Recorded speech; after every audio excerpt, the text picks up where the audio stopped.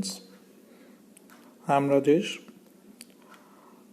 I am going to take second part of the video lecture series.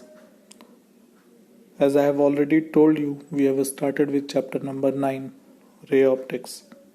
And in the previous lecture, we studied about plane mirror and image formation by a plane mirror. We also studied about real image and virtual image. Today, I am going to start a second part of the lecture, and the lecture flow will be like, first of all, we'll study about spherical mirrors. Second thing is important definitions related to spherical mirrors. Third thing, image formation by concave mirror and convex mirror. And the fourth one is mirror formula for concave mirror. Let us start the video. The very first thing we study about today is mirror. What is mirror? I have already told you, mirror is a smooth, shiny and polished surface. One side is polished, one is a reflecting surface. That we have discussed in the previous lecture. Today we'll study about spherical mirror. Its name tell us everything about it. What is a spherical mirror? A mirror which is made from a sphere is called a spherical mirror. Okay? The spherical mirror definition will be like, the mirrors which are made from a hollow glass sphere are called spherical mirrors. Let me show you a diagram with which you are going to be very clear about this. See, a glass sphere is there and one part of the glass sphere is taken out. One side is polished. The linings are representing polishing of the surface.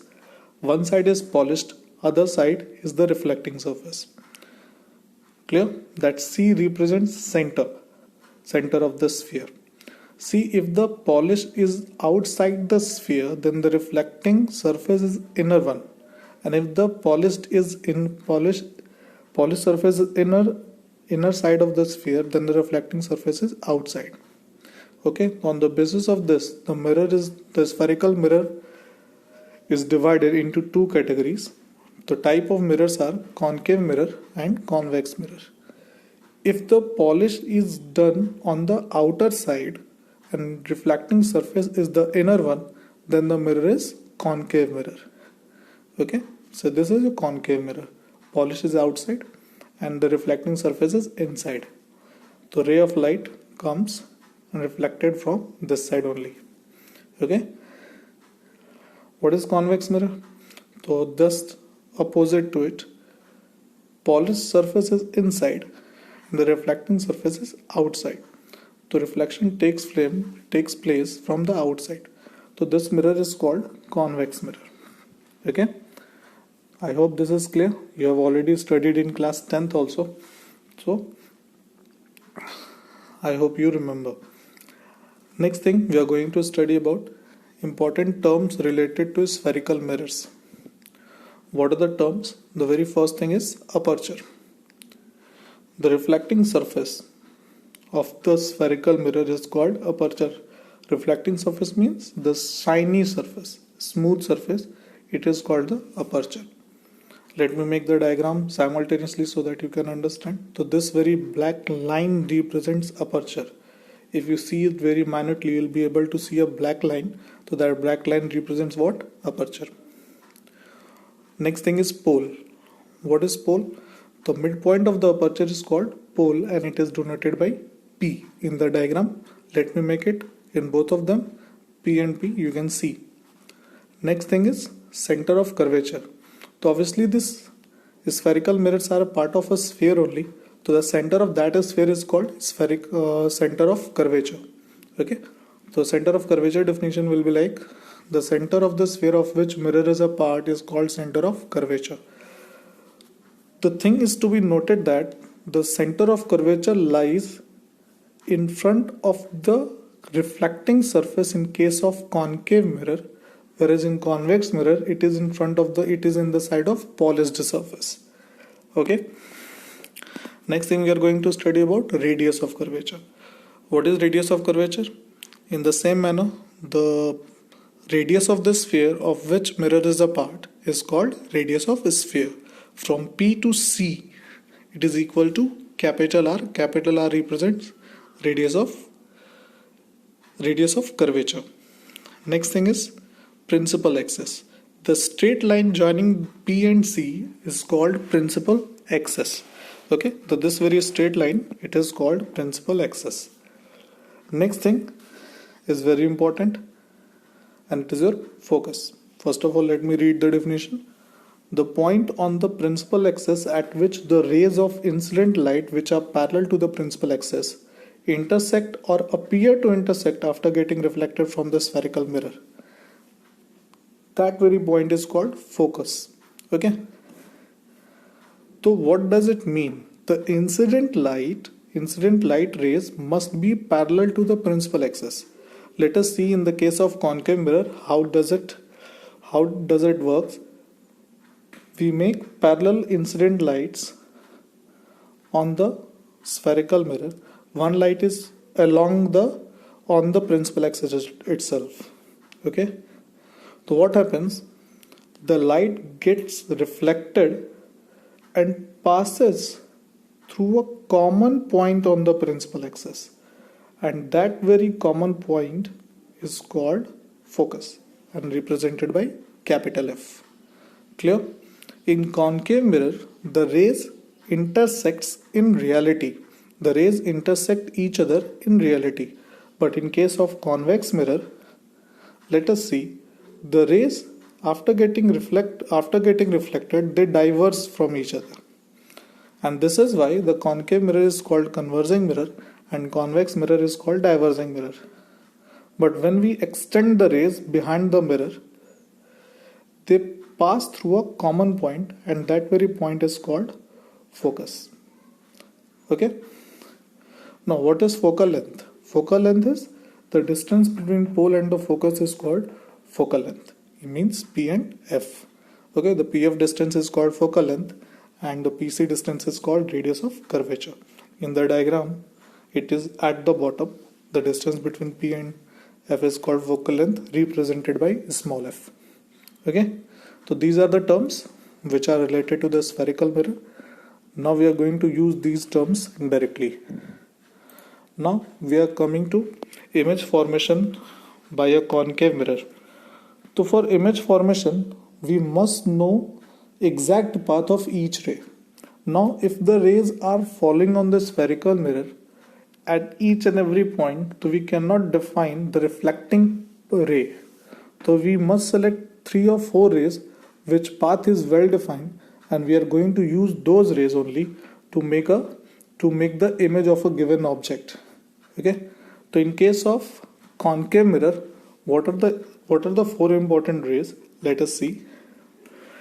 It is a concave mirror. This is your principal axis and one point is focus. Okay, so whenever a ray comes parallel to the principal axis, it passes through the focus only. It is in the definition of focus. Okay, one more step ahead, if we say if a ray is passing through focus, then when it is reflected, it becomes parallel to the principal axis. Okay, it happens like when a ray is parallel to the principal axis, falls on the mirror, it passes through the focus, and whenever ray passes through the focus and falls on the mirror, then after getting reflection, it becomes parallel to the principal axis. Okay, the second thing, the third ray, important ray. Before that, let us make a note. The incident ray passing through the center of curvature falls on the mirror normally and therefore it retraces its path. Let me explain. In class 9th or 10th, one chapter was there in geometry, it is circle. And you must have studied in that chapter that radius is always perpendicular to a tangent. And tangent, whenever we have to draw normal on a curve, we draw perpendicular to the tangent on that point of the curve. So in case of circle or in case of a sphere, suppose I have to draw a normal. So what I have to do? I have to draw a tangent on that point. And when we draw perpendicular, it passes through the radius and it passes through the center, means along the radius.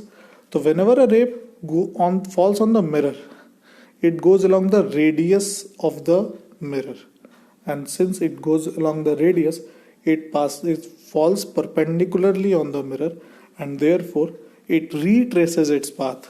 Okay, so it goes back from the same path only. I hope it is clear. Along the center of curvature, if the rays passes through a center of curvature, falls on the mirror, it comes back along the same path. It retraces its path. Okay. So this is your third ray.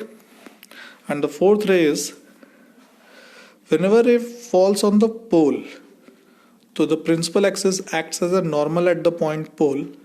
So it falls at certain angle. This angle is going to be angle of incidence. So it is reflected back with the same angle. So this is your fourth ray, which helps us to make a ray diagram for a position of a given object. Second point was, the focal length of a concave mirror is negative. As you can see, the F lies left of the pole and light comes from left to right. Means PF is in opposite direction of incident light, and therefore it is considered as negative. Okay, let us see how the image is formed in case of concave mirror. The very first position is when the object is at infinity. So if the object is infinity, the rays comes parallel to each other. So if the rays comes parallel to each other and parallel to the principal axis, then they falls on the focus only. So at the focus we get a very diminished image, point size image. The image is real and inverted. Second position is when the object is beyond C. C denotes center of curvature. One ray passes parallel to the principal axis. After getting reflection, it passes through the focus. Second ray we have taken, the ray passes through the center of curvature. It falls on the mirror, retraces its path. The reflecting rays are intersecting each other at point A. So we get an image A dash B dash of an object AB. In the ray diagram, it is clear that the image is inverted, real, and diminished, smaller than the object. Third one is when the object is at C, when the object is at center of curvature. Let us see the ray diagram to understand it.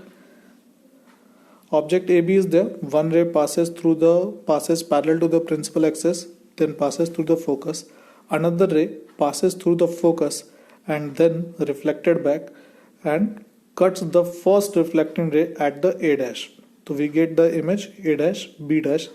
In the diagram, it is clear that the image is inverted, real, and the same size as the object is. Next thing is when the object is between C and F, center of curvature and the focus. Let us see the ray diagram and try to understand it. AB is the object. One ray passes parallel to the principal axis, falls on the mirror, gets reflected and passes through the focus. Another ray along the center of curvature, it falls on the mirror, retraces its path and cuts the first reflecting ray on the point A dash. In the ray diagram, it is clear that the image A dash B dash is greater than the object AB. It is real, it is inverted. Okay. Fifth point is when the object is at F, when the object is at focus. What happens now? AB is on focus. The one ray is parallel to the principal axis, falls on the mirror and then passes through the focus, that is the bottom of the object only, and another ray is along the center of curvature. What we observe, these rays are parallel to each other and therefore they intersect at infinity. The image is enlarged in real and inverted. Next is very important, sixth one, when the object is between F and P. Let us see the ray diagram. Object AB is there. One ray is falling on the pole and at the same angle of incidence it is reflected back within the same angle of reflection only. Another ray along the center of curvature, it retraces its path. When we extend both of them behind the mirror, we get an image A dash B dash. This image is virtual because the rays are not intersecting each other in reality. they apparently intersect behind the mirror. The image is virtual, the image is erected, means in the same side it is in the object is, and the image is magnified. This is the only case where the image is virtual in case of concave mirror, and that is why it is very important. Next, we are going to study image formation in convex mirror. Okay, let us see image formation by convex mirror. So it is a convex mirror. Focus and center of curvature lies right side of the mirror. So here the first of all we study about important rays. What are the important rays? One ray parallel to principal axis. It diverges in a manner that when we extend the reflected ray behind the mirror, it passes through the focus. Okay. Next is when a ray falls along the center of curvature, it retraces its path. Reason I have already explained you, because it falls normally on the mirror. Next point, when a ray falls on the pole with the same angle of incidence, then it reflected back with the same angle of reflection. So these are the important rays in case of convex mirror. And one more important note is the focal length of the convex mirror is positive. Focal length of convex mirror is positive because here PF lies right side of the mirror.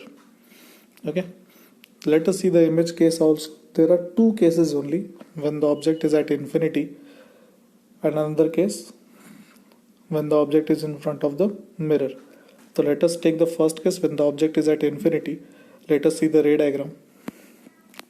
Object is at infinity, rays comes parallel to the principal axis, diverges to each other. When we extend the rays behind the mirror, they apparently intersect at F. It means that we get an image at focus.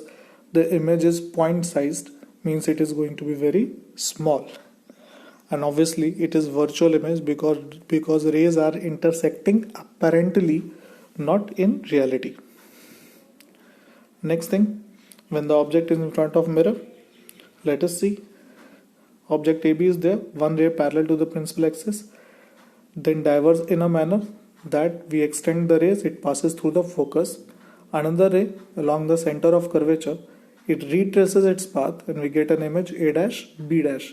It is behind the mirror, the image is virtual. It is smaller than the object and it is erected. So these are the only two cases in convex mirror. So convex mirror is comparatively very easy as if we compare it to concave mirror. Okay. The next thing, what we have to study? We have to study about relation between radius of curvature and the focal length. Relation between radius of curvature and focal length. But before starting this topic, let me tell you some very important points. First point is, all the distances are measured from the pole of the mirror. Always we start our measuring distances from the pole only. See, distance is a scalar quantity. From A to B and B to A, suppose 2 points are there, A and B. So from A to B and B to A, same distance is there. But from A to B it is going to be different direction, and B to A just opposite to the first one. So it matters when you consider the starting point. Okay, so always our starting point will be pole only. We start measuring from pole only. Okay.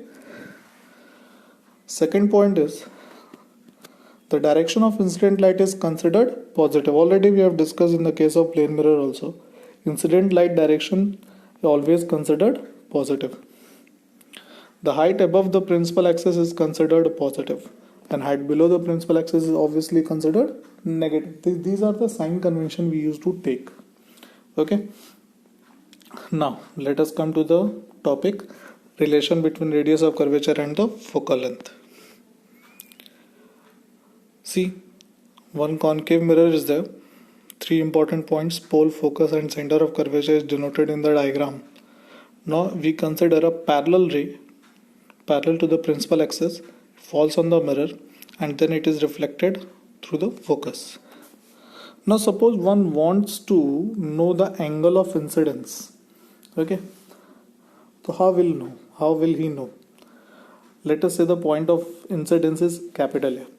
Now I want to know, okay, what is the angle of incidence for this ray and what is the angle of reflection here, in what manner we are going to show it. So already I have told you if along the center of curvature normally we draw normal on the point of incidence. So this is going to be a normal.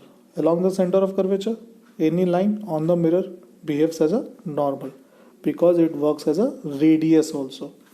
Okay, the angle of incidence, then angle of reflection.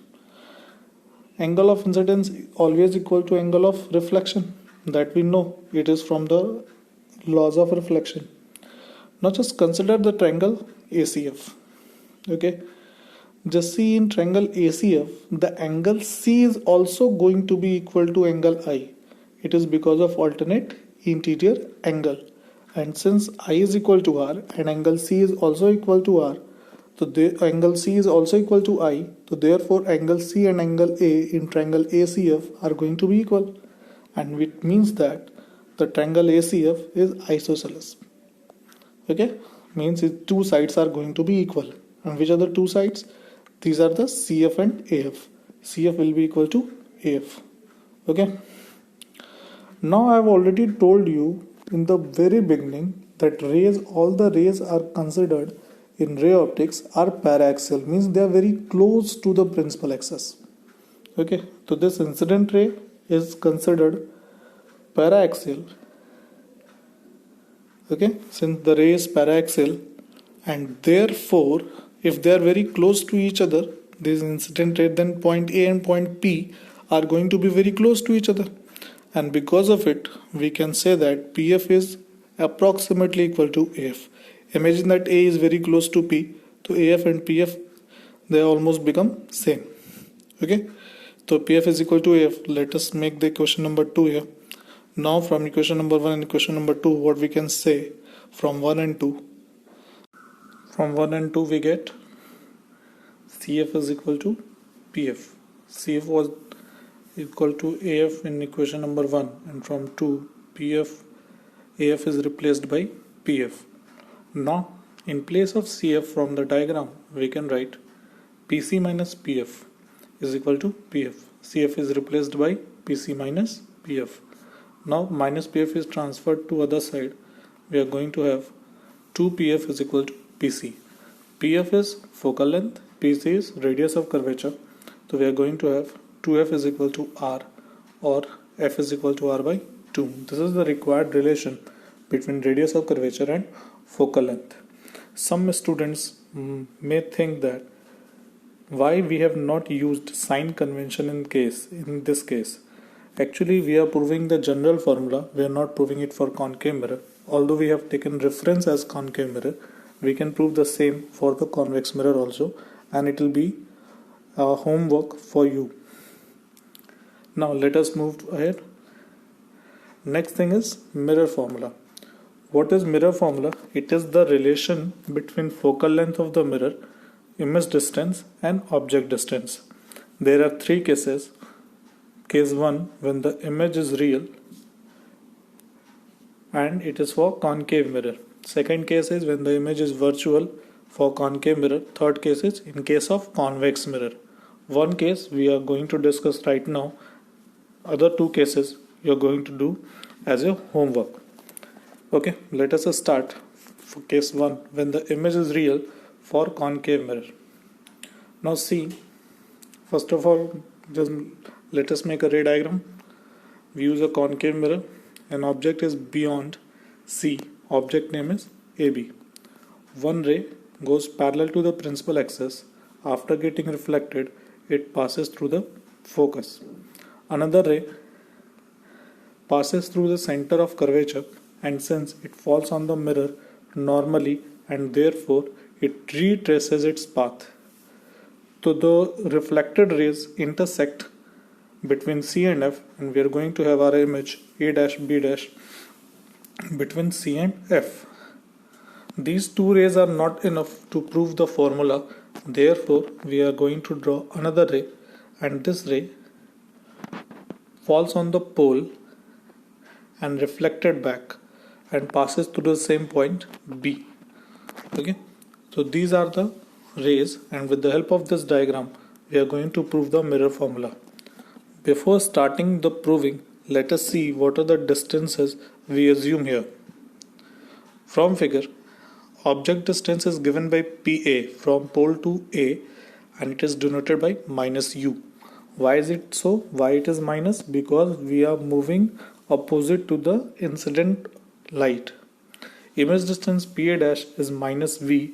Again, minus is for the same reason. Radius of curvature is given by PC, and it is equal to minus R.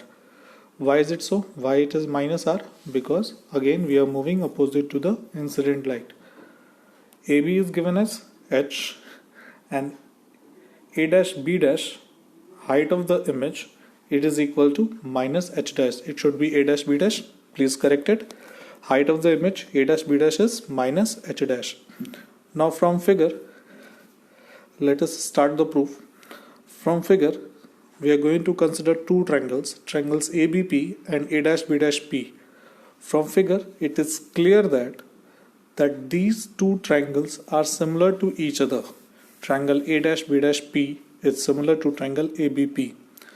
Why I am so convinced? Because just see, AB makes an angle of 90 degree with the principal axis, and so as AB A dash B dash does. Moreover, one more angle at the pole that BP makes in the same angle B dash P is going to make, because the angles are in angle of incidence and angle of reflection. And if two angles are equal, the third angle is going to be equal, and therefore these two triangles are similar to each other. From the property of similarity, we can write the ratio of corresponding sides must be equal. So from the triangle A dash B dash P, we are going to take the ratio A dash B dash upon PA dash, means height upon base. In the same manner, from the triangle ABP, AB upon PA. A dash B dash is our height of image. PA dash is our image distance. AB, height of the object. PA is our object distance. But before putting the values, let us transpose it, and we are going to have A dash B dash upon AB is equal to PA dash upon PA. Now we are putting the values. A dash B dash is minus H dash upon AB is H is equal to PA dash is minus V, and PA is minus U. Let us make this equation. The minus sign will be cancelled out, and we are going to have H dash upon H is equal to minus V upon U. Let us make the equation 1. Now we are going to consider another triangle. Triangle A dash B dash C is also similar to triangle ABC. One angle is 90 degree and one angle is equal to see the angle C. Both the angles are vertically opposite, and therefore the triangles are similar to each other. Now we are going to take again the ratio of corresponding sides.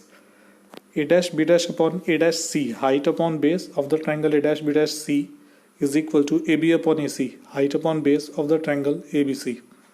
Now again we are going to transpose. First of all, we are going to have A dash B dash upon AB is equal to A dash C upon AC. Okay, now we are going to put the values. A dash B dash we can put, AB we can put, but we have not any specific value of A dash C, and we have not any specific value of AC. So before putting the values, let us simplify it, and let us convert A dash C and AC in terms of the values we know. So what we are going to have, A dash B dash upon AB is equal to A dash C. From the figure you can see A dash C can be written as PC minus PA dash, and AC is written at PA minus PC. Okay, now all the values we know, so let us put the values. A dash B dash is minus H dash, AB is H, PC is minus R, PA dash is minus V, so one minus is already there, so it will become plus, to plus V. PA is minus U minus PC, that is your minus R, so it will become plus R. Now that minus sign of h dash is transferred to this side, and we are going to have h dash is equal to r minus v upon r minus u. This is your equation number 2. From equation number 1 and equation number 2, it is clear that left hand side of the equations are equal, so as right hand side should also be equal. So from 1 and 2 we are going to have minus v upon u is equal to r minus v upon r minus u.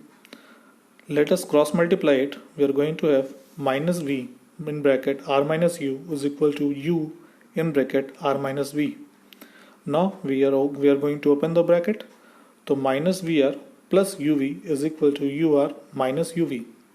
Now what I'm going to do is minus vr transferred to right hand side and uv minus uv is transferred to left hand side.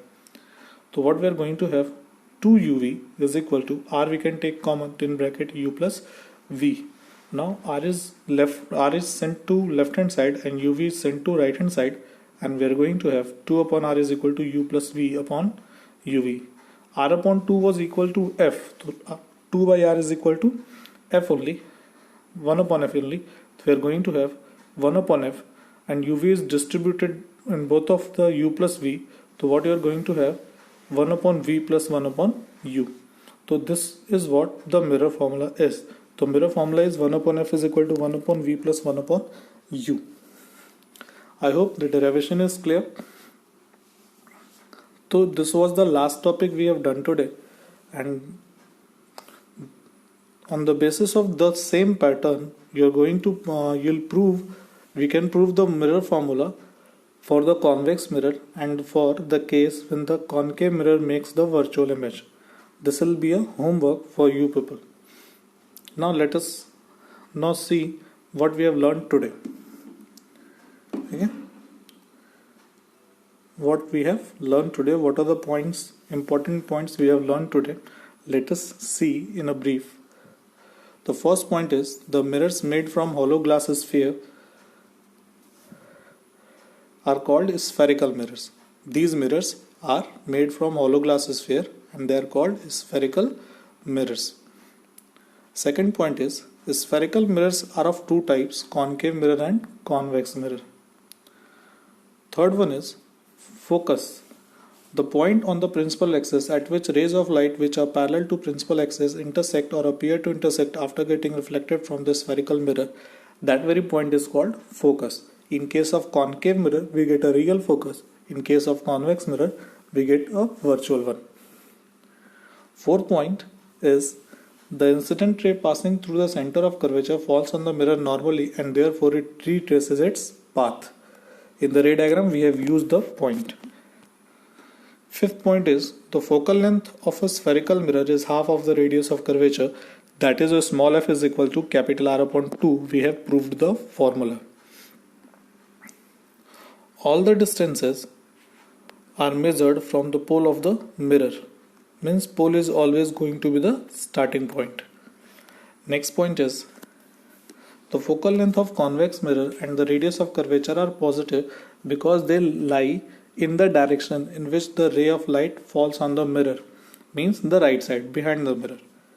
Whereas in concave mirror, the focal length of concave mirror and radius of curvature are negative because it falls in the left hand side and it is opposite to the direction of incidence of light. The mirror formula we have learned today, it is 1 by f is equal to 1 by v plus 1 by u.